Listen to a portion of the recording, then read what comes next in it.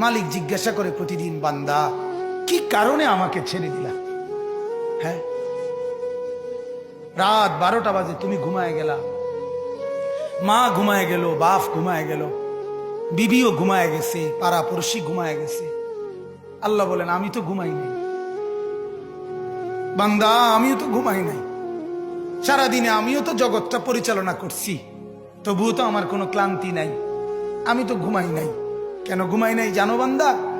রাতের 2টা বাজে যদি তোমার পেশাব করতে হয়, রাতের 3টা বাজে যদি তোমার দরজা খুলতে হয়, তখন যদি তোমাকে উঠতে হয়, আর আমি যদি ঘুমায় যাই বান্দা, তোমারে চোখ মেলে দিবে কে?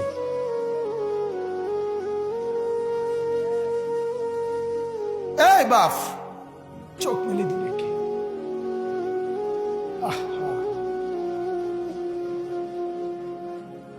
আল্লাহ আমাদেরকে মাফ করে। কোরআনুল কারীমের মধ্যে আল্লাহ তাআলা বলছে, ওয়া হুয়াল্লাযী ইয়াতাওয়াফফাকুম বিল-লাইল। কোরআনে আল্লাহ বলে, বান্দা শোনো, প্রত্যেকটা মানুষকে রাত গভীরে যে ঘুম আমি দেই, সেটা ঘুম না, আমি ওয়াফাত দেই, আমি মূলত মৃত্যু দিয়ে দেই। আবার আমি দয়া করে একটা নির্দিষ্ট সময় পরে চূড়ান্ত মৃত্যু দেব বলে আমি আবার সেই হায়াত সকালবেলা যখন জাগতে শুরু হয় তখন আমি ফিরাই দেয় আল্লাহ। এমনও মানুষ আছে পৃথিবীতে, রাত্রিবেলা ঘুমাইছিল ভালো মানুষ, সকালবেলা আর জাগে নাই। আমার একজন দূরসম্পর্কীয় চাচা আছে, প্রফেসর ছিলেন, ভালো মানুষ ছিলেন। রাত্রিবেলা জলজ্জান্ত মানুষ ঘুমাইছে, সকালবেলা আর দরজা খুলে দেখছে ওই মানুষটা জীবিত ছিল না, মারা গেছে। হতে পারে না? হতে পারে কিনা বলেন না?